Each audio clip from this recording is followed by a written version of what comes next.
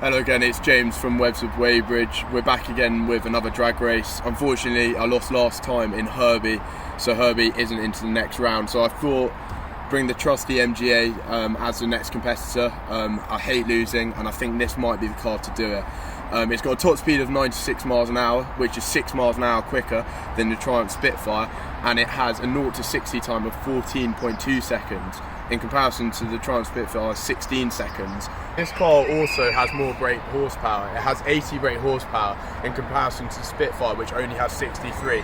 So that's another thing in favour of the MGA. However, this car weighs 910 kilos, where the Spitfire only weighs 780.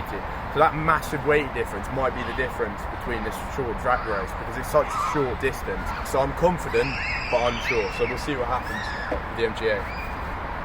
What's with the t-shirt? The champion.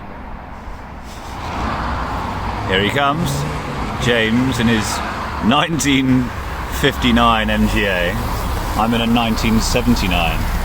Nice old car. But this is 20 years younger. And lighter, exactly. Come on, Spitfire.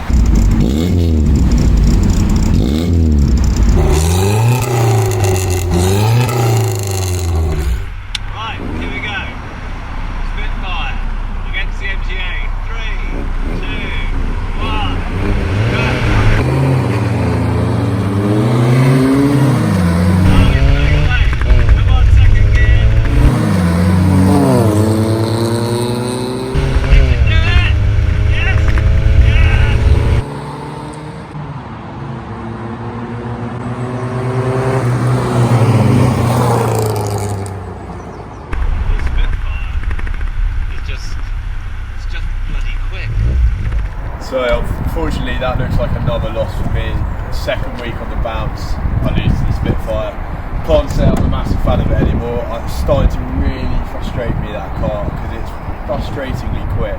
It's just we took off together again, and then I was thinking, oh no, I was going to win. Yeah. And then the rev just kept going, just had more power at the top end. So I started quicker in first, and as soon as we got into second, the Spitfire had more range. So I had to change it to third before Mark did, and then suddenly the range differentiation just meant that pulled away, and I just couldn't grab it in time.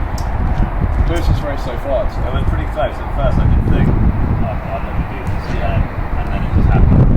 So next race, do you want to take the keys to the Spitfire? I think I might have to. I can't.